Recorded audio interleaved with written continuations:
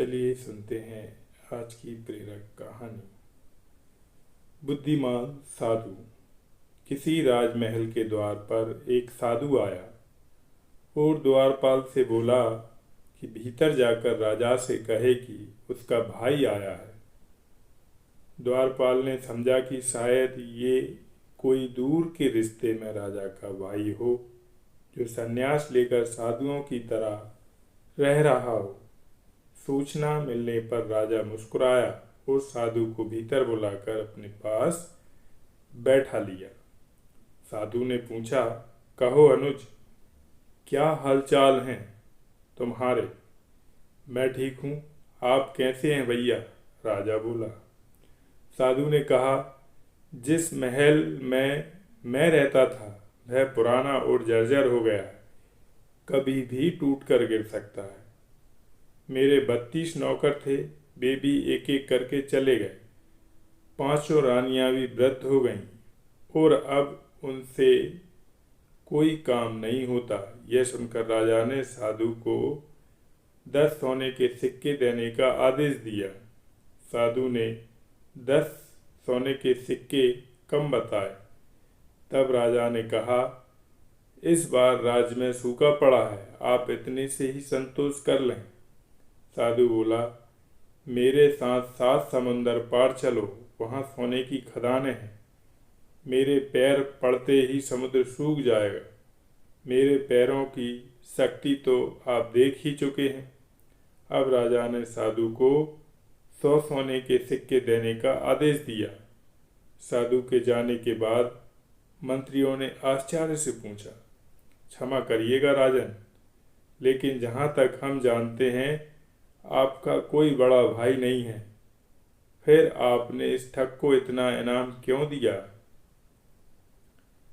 राजा ने समझाया, देखो, भाग्य के 2 पहलू होते हैं, राजा और रंक।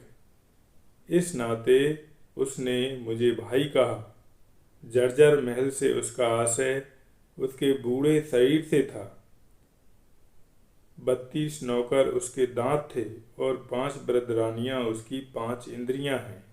समुद्र के बहाने उसने मुझे उलाहना दिया कि राजमहल में उसके पैर रखते ही मेरा राजकोष सूख गया, क्योंकि मैं उसे मात्र 10 सिक्के दे रहा था, जबकि मेरी हैसियत उसे सोने से तोल देने की है। इसलिए उसकी बुद्धिमानी से प्रसन्न होकर मैंने उसे 100 सिक्के दिए और कल से मैं उसे अपना सलाहकार नियुक्त करूंगा।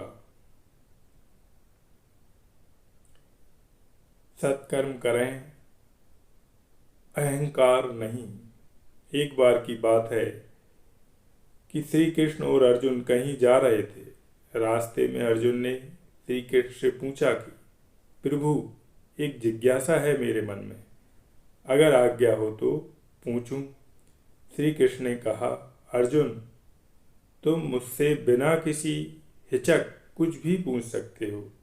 तब अर्जुन ने कहा कि मुझे आज तक यह बात समझ नहीं आई है कि दान तो मैं भी बहुत करता हूँ, परंतु सभी लोग कर्ण को ही सबसे बड़ा दानी क्यों कहते हैं? यह प्रश्न सुन श्री कृष्ण मुस्कुराए और बोले कि आज मैं तुम्हारी यह जिज्ञासा अवश्य शांत करूँगा। श्री कृष्ण ने पास ही में स्थित 2 पहाड़ियों को सोने का बना दिया। इसके बाद वह अर्जुन से बोले कि हे अर्जुन, इन दोनों सोने की पहाड़ियों को तुम आसपास के गांव वालों में बांट दो। अर्जुन प्रभु से आज्ञा लेकर तुरंत ही यह काम करने के लिए चल दिया। उसने सभी गांव वालों को बुलाया।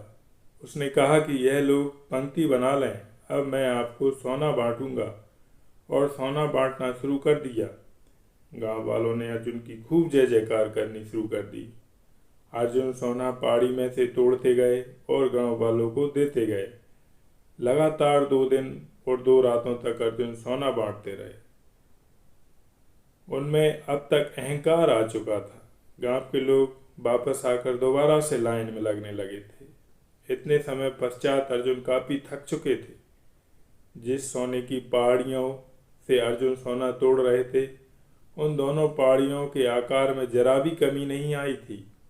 उन्होंने श्री कृष्ण से कहा कि अब मुझसे यह काम और ना हो सकेगा, मुझे थोड़ा विश्राम चाहिए।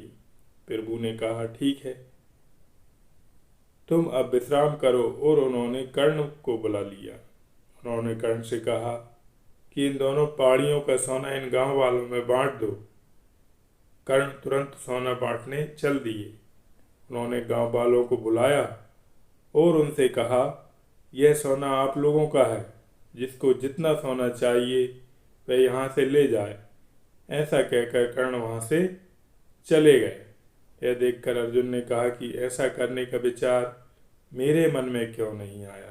श्री कृष्ण ने अर्जुन को शिक्षाप्रद भाव से जवाब दिया कि तुम्हें सोने से मोह गया था।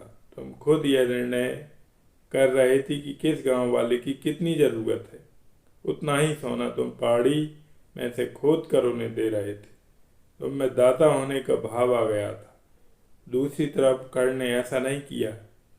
वह सारा सोना गांव वालों को देकर वहां से चले गए। वह नहीं चाहते थे कि उनके सामने कोई उनकी जय जयकार करे या प्रशंसा करे।